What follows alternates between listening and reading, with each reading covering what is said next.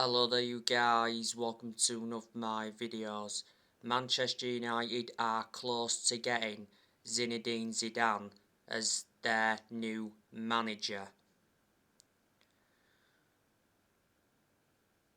Zinedine Zidane's close relationships with Ronaldo and Raphael Varane could persuade him to join. Ronaldo wants Zinedine Zidane at Manchester United in 2022. Of course, Ronaldo knows Zinedine Zidane well. He played under Zinedine Zidane when he was at Real Madrid. Now, it said earlier on today that talks are ongoing between Manchester United and Zinedine Zidane.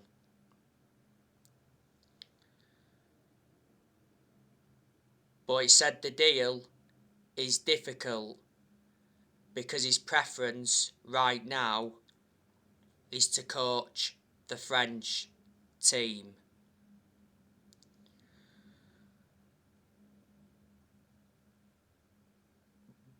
Reports have said before though that Zinedine Zidane is not interested in becoming Manchester United manager.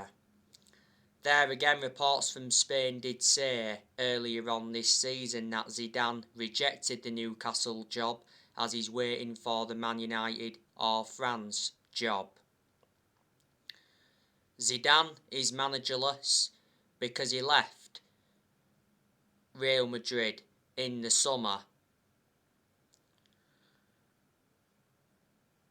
You've got to admire what he did at Real Madrid. Yeah, he won a lot of trophies at Real Madrid, so reflecting on that, he's got a good pedigree behind him. Zidane has not yet managed in the Premier League, so it would be good for him to come and experience the Premier League. But I reckon Zidane would be the man for Manchester United. I think Zidane would get us back to that level where we should be at. He'd suit the strappings of the club. I think he'd get the best out of these group of players and he would be capable of winning trophies at Manchester United. So that's the news on Zinedine Zidane. Now, Man United have reportedly made a final decision on the future of Ole Gunnar Solskjaer. Man United are now committed to stand by Solskjaer until the end of the season. Reports said over the weekend that our senior stars want Solskjaer sacked. Solskjaer is under serious pressure following back-to-back home defeats to Manchester City and Liverpool. And Manchester United have only won one of their last 6 Premier League games. And at the moment, Man United are currently sitting 6th in the Premier League. Danny Mills said the other day that Solskjaer commits a sackable offence in Man United training, and our senior players agreed that Solskjaer committed a sackable offence.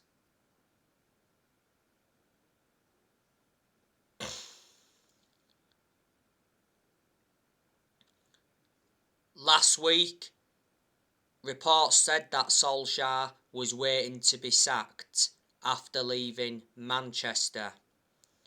Last Monday, Solskjaer flew back home to Norway with his family. But as things stand at the moment, Solskjaer's job is safe and he will be in charge for the game against Watford this weekend. A defeat to Watford will surely end Ole Gunnar Solskjaer's managerial tenure at Manchester United. Solskjaer is losing the players, he's also losing the fans' support. Solskjaer should have been sacked after the 5-0 defeat to Liverpool. If we'd have sacked him after that game, I can assure that Manchester United would have got Antonio Conte. Well, it said after the 5-0 defeat to Liverpool that Solskjaer had been given 3 games to save his job. We've only won one of them 3 games though, obviously beat Tottenham 3-0, drew 2-2 against Atalanta and lost 2-0 to Manchester City. After the defeat to Manchester City, Solskjaer did admit that Man United were outclassed by Man City, and he said the Man City defeat was a big step backwards.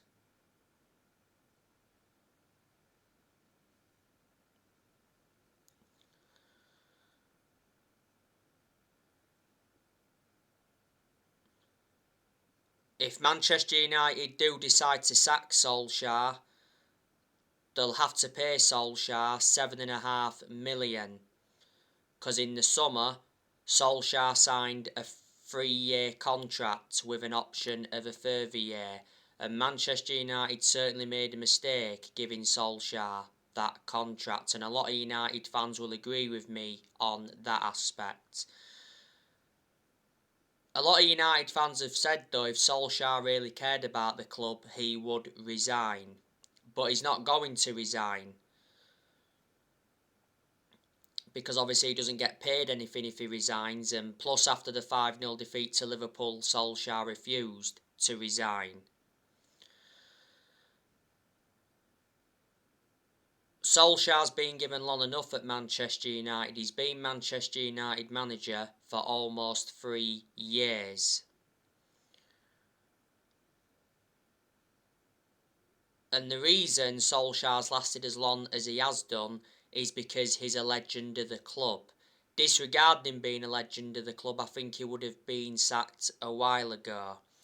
But we all adore Solskjaer, obviously reflecting on what he's done for the club. Solskjaer was a very good player. He endured 11 years as a player for Man United. He flourished under Ferguson's guidance. And Ole had a proven pedigree as a player because he won a lot of trophies as a player, but unfortunately he hasn't got a proven pedigree as a manager, and that is definitely a concern. Reflecting on Manchester United's poor performances, yes, Ole's accountable for certain things because Solskjaer's tactics and his team selections have been questioned, but you can't just put all of the blame on Solskjaer. Revert back to what I've said before. There's also players that have to take responsibility for those poor performances. This season is Solskjaer's 3rd full season as Man United manager, and I did say at the start of this season that this season was going to be massive for him.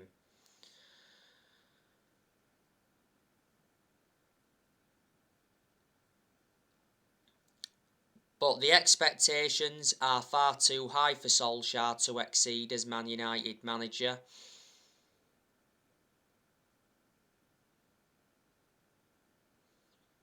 Solskjaer is not capable of winning trophies as Man United manager. Man United have not yet won a trophy under Solskjaer.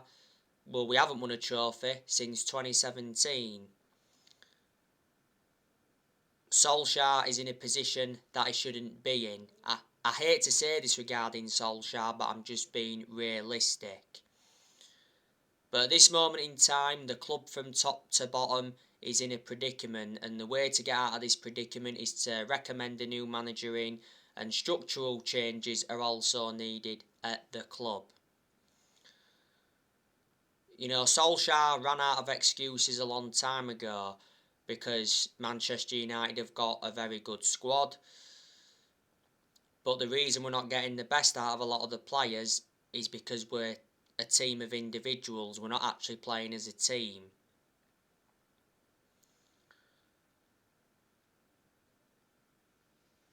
And you've got the likes of City, Liverpool and Chelsea that all play as a team, and that explains why they're in a much better position than Manchester United at this moment in time. You know, Man United enjoyed a very good summer transfer window this year as well, made 4 signings, 3 of them were major signings, and Man United spent around £141 million.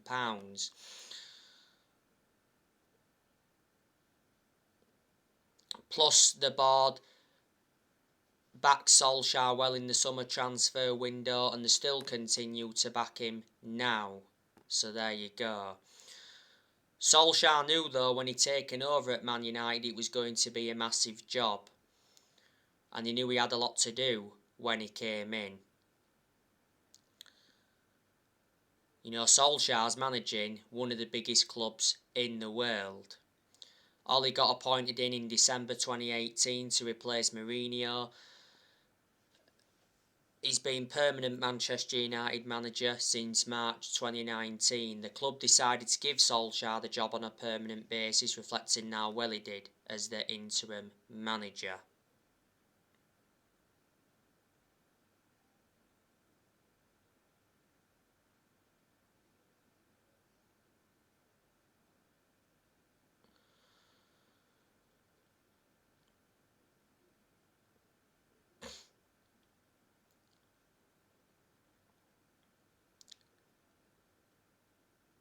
Solskjaer is our 4th permanent manager since Ferguson, because Man United have sacked 3 managers since Ferguson. Obviously we sacked David Moyes, sacked Louis van Gaal and sacked Jose Mourinho.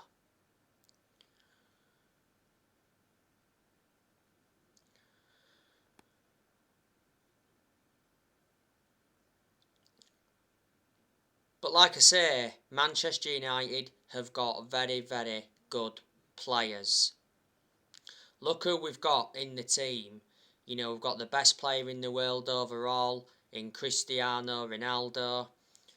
Even Ronaldo has been infuriated with what's going on at Manchester United, and he even mocked Solskjaer's tactics in the 5-0 defeat to Liverpool.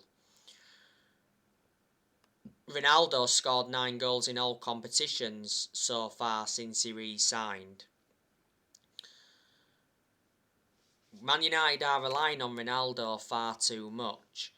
You know, don't forget Ronaldo saved Solskjaer in the 2-2 draw against Atalanta because Ronaldo netted twice in stoppage time at the end of both halves. Ronaldo also scored the winner in the reverse fixture against Atalanta. He scored the winner against Villarreal earlier on this season.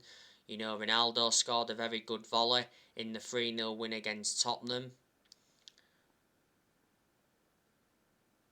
He also got an assist in that game, and that was his first assist since he re-signed for the club. He also had a disallowed goal against Tottenham. Ronaldo played in the 2-0 defeat to Man City. He was anonymous in that game because he got very little service, but he did have 2 good chances in the game. Not so long ago, Ronaldo got named Player of the Month for October. Ronaldo has now got back-to-back awards because back in September Ronaldo got named Premier League Player of the Month.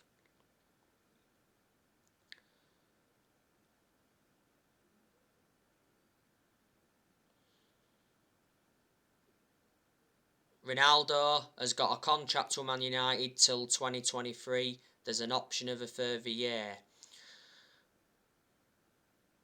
And Ronaldo receives £480,000 a week, so he's the highest earner at Man United. He wears the number 7 shirt, and we got Ronaldo for 19.8 million with add-ons included. You know, Ronaldo has won 32 major trophies in his playing career, including 5 Ballon d'Ors. You know, we've also got Mason Greenwood. That's a talented player. You know, Greenwood has got a long-term future at Manchester United. You know, Greenwood's still young. He's got a lot of development in him. He's scored 4 goals in the league so far this season. Greenwood obviously played alongside Ronaldo in the 2-0 defeat to Man City. Obviously, the Greenwood and Ronaldo partnership doesn't work. At one point, though, Greenwood did go a while without scoring, but despite that, he's been an absolute revelation since he broke into our senior squad. Greenwood made his senior debut for Man United back in 2019. He's been a United player since the age of 7, and last season Greenwood signed a new 4-year contract with the club. Most of the time Greenwood plays on the right wing. Well, that's where he's mostly effective. You've got Jadon Sancho, that's also a good player overall, but he's been very poor for Manchester United so far. And reflecting on that, fans have been getting on his back, but Solskjaer is to blame for Sancho's poor performances, because when Solskjaer decides to play Sancho, he persistently plays him out of position.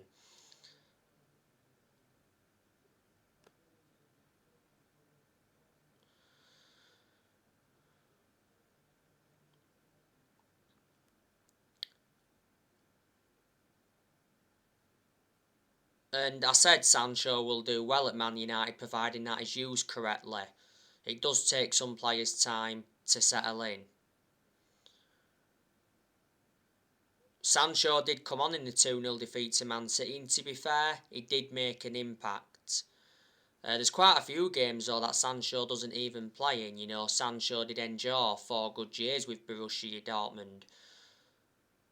And I was hoping at Manchester United he could replicate what he did in his 4 years at Dortmund, but so far he's failed to replicate what he produced at Dortmund. We got Sancho for 78 million with add-ons included, and he's got a contract with Man United till June 2026 as an option of a further year.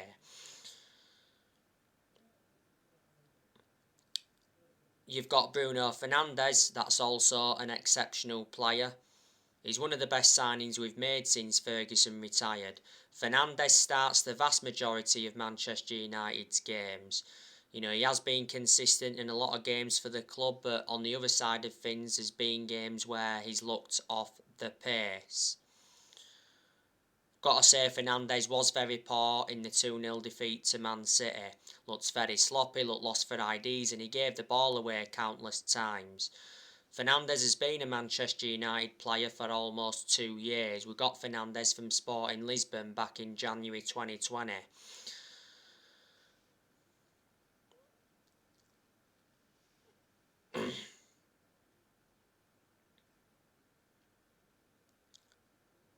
Last season, Fernandes won Player of the Year. He also won Player of the Month quite a few times, reflecting on his good performances. Earlier on this season, Fernandes did make it clear that he wants to stay at Manchester United. When he first came to Manchester United, Fernandes, he said, "I've come to Manchester to win trophies."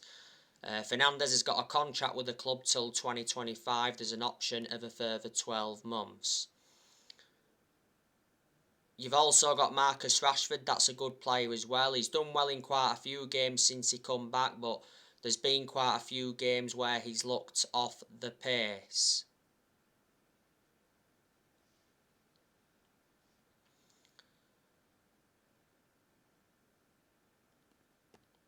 You know, Rashford, don't forget, at one point was out with a shoulder injury for a while, and at one point he had to have an operation on his shoulder.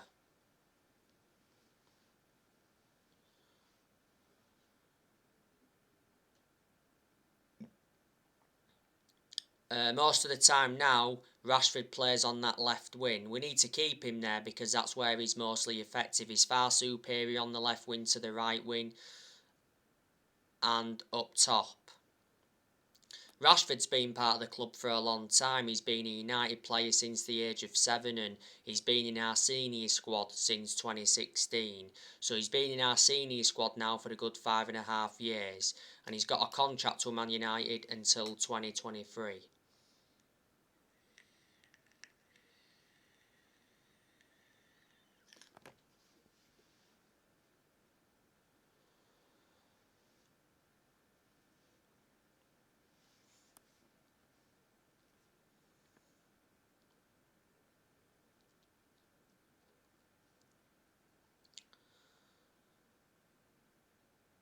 You got Edison Cavani, that's also a good player as well. You know, Cavani's hold-up play is good, his movement in and around the box is good, he creates good chances and he scores very good goals. Cavani's actually now out with injury until December. He was out with injury earlier on this season. Unfortunately, I think Cavani's going to be leaving Manchester United next year. But I don't want him to leave with the impact he's made since he's come in. Cavani's got under a year left on his contract. Back in May, he signed a 1-year contract extension. This season is Cavani's second full season at Man United. We got Cavani on a free transfer. Cavani's got a good pedigree behind him. Look at the amount of silverware he won when he was at PSG. Not only that, he was a long-serving player when he was at PSG. You know, we've got Paul Pogba, that's a good player. Not only a good player, he's an imperative player as well. Man United are prepared to sell Paul Pogba in the January transfer window. Well, it's better to offload him in January and cash in for him rather than let him go on a free next summer. Paul Pogba may never play for the club again because Pogba is going to be missing the rest of 2021 because last Monday Pogba suffered a thigh injury in France training. Reports from France though did say the other day, like I updated you, that Pogba wants to renew his contract with Manchester United, but reportedly on one condition, that he's made the Premier League's highest paid player. So Pogba wants to overtake Ronaldo as the highest paid player. At the moment, Pogba receives around 290 grand a week on his current contract. Pogba's current contract at Man United expires next summer. Before the start of this season, Pogba rejected a new Man United contract.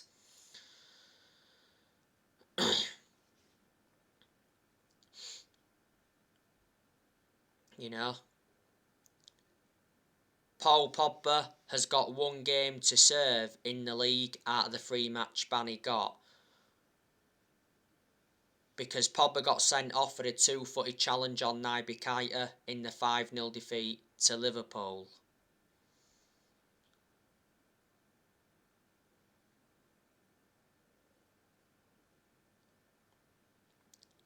Pogba played in the 2-2 draw against Atalanta and he was very poor in that game, and reflecting on his poor performance he got heavily criticised. But you know, Pogba enjoyed a very good start to the Premier League season. He provided 7 assists. He produced good performances for Man United in the last couple of months of last season, but at one point last season he was out with a thigh injury for a while and he has sustained some ankle injuries at Manchester United. He's had a long-running transfer saga. He's been linked with his former club Juventus. He did enjoy 4 good years with them before he rejoined Man United. He's been relentlessly linked with Real Madrid. PSG have been in for him. Barcelona have been in for him. It did mention earlier on this season that Pogba was offered to Barcelona, and Inter Milan have been in for him before. This season is Pogba's 6th season since he re-signed. He's won 3 trophies at the club so far, and Pogba's our most expensive signing at the moment because we paid £89 million for him.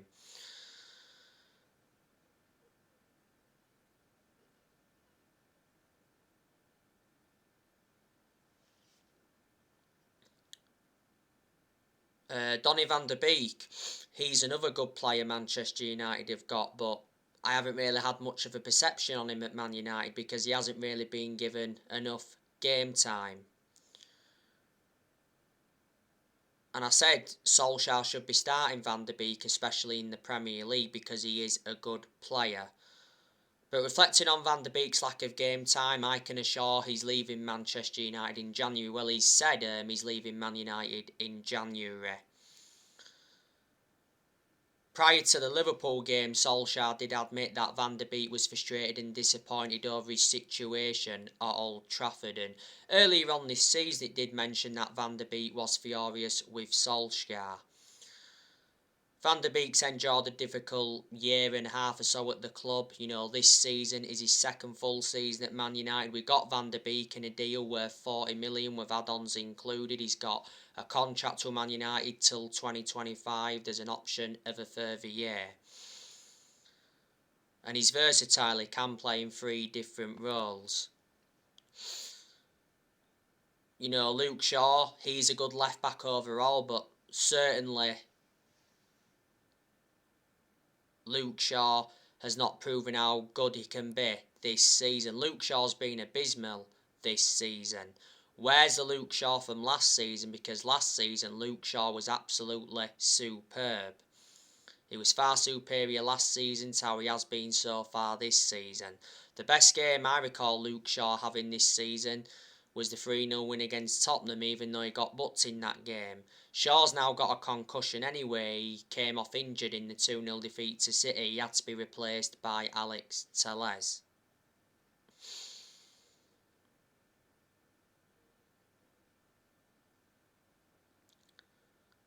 Shaw is injury prone. That is a concern.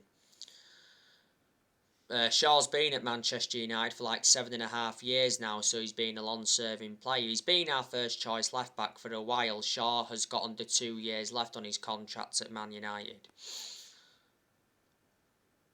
You've got Telles, that's also a decent player as well, but Telles doesn't really get in the team, does he? Telles will only play when Luke Shaw's not available. Telles was out with injury earlier on this season. The reason we brought Telles in was to provide competition for Luke Shaw. You know, we got Telles in a deal worth 15.4 million from Porto, but I do think Telles is leaving Manchester United next year. We've got Wan-Bissaka, you know, he's a good right back. The defensive side of his game is magnificent, but the attacking side of his game isn't so good. And there is aspects of Bissaka's game that's got to improve, you know, he's got to show more attacking intent, his position has to improve a bit more, I think his crossing's got to improve as well. So there you go, Bissaka's had his good games this season, he's also had his poor games. This season is Bissaka's 3rd full season at Man United. We got him for 50 million from Crystal Palace back in the summer of 2019. You know, we've got a few centre-halves. You've got Bailly, that's a very good centre-half. But I think Bailly's leaving next year, unfortunately, because Bailly doesn't get regular game time. Bailly lost his place in the team a while ago, obviously with the signing of Varane in the summer transfer window, and for some reason, Ollie prefers Lindelof ahead of Eric Bailly.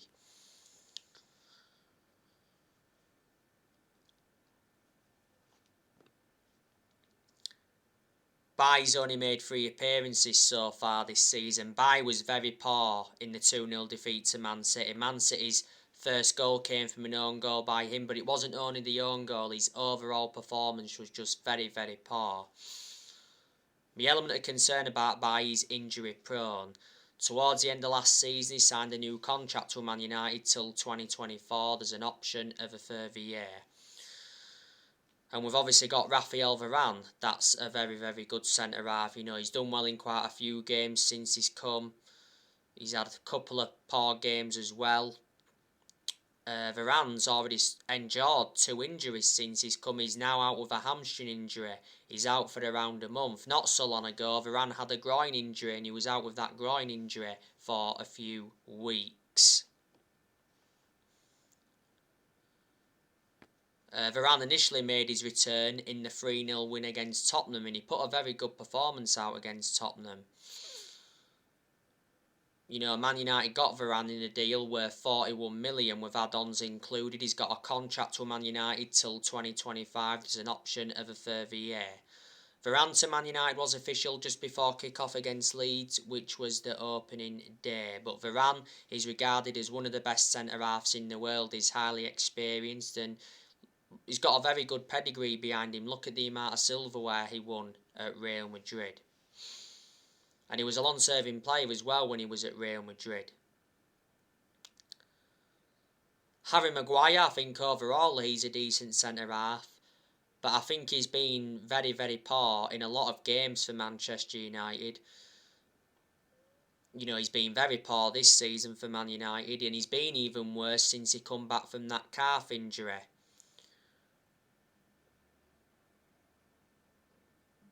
Maguire had ligament damage in his ankle towards the end of last season. We seem to get the best out of Maguire when Varane's alongside him.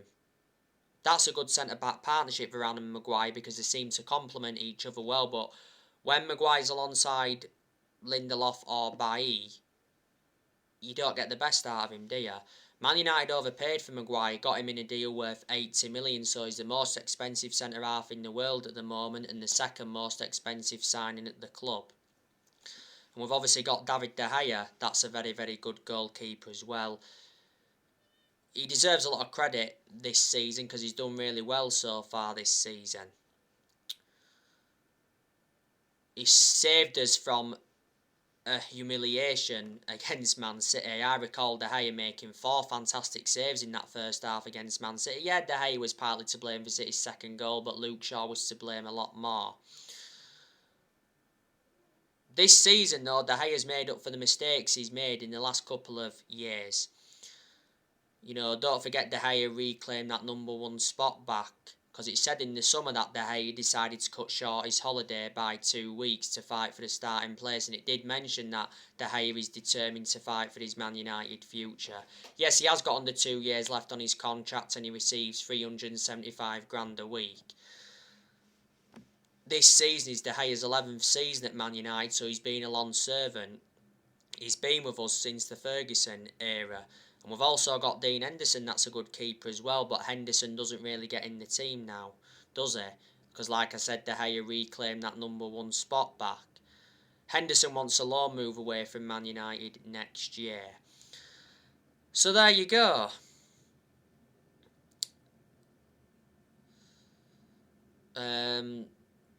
There's also inconsistent players at Man United. You know, Fred's not good enough to represent the club. I don't think McTominay's good enough. Fred and McTominay play a hell of a lot of games together, and a lot of United fans have had a go at Solskjaer for persistently selecting Fred and McTominay in the centre midfield. You know, Lingard's not good enough. Doesn't really get in the team anyway. I think he's leaving next year. Martial's not good enough to represent the club. I think he's leaving next year. Lindelof is another one that's not good enough. I don't think Maguire's good enough either at the moment. You know, Luke Shaw's not even good enough at the moment, but obviously Maguire and Luke Shaw are going to stay at Manchester United.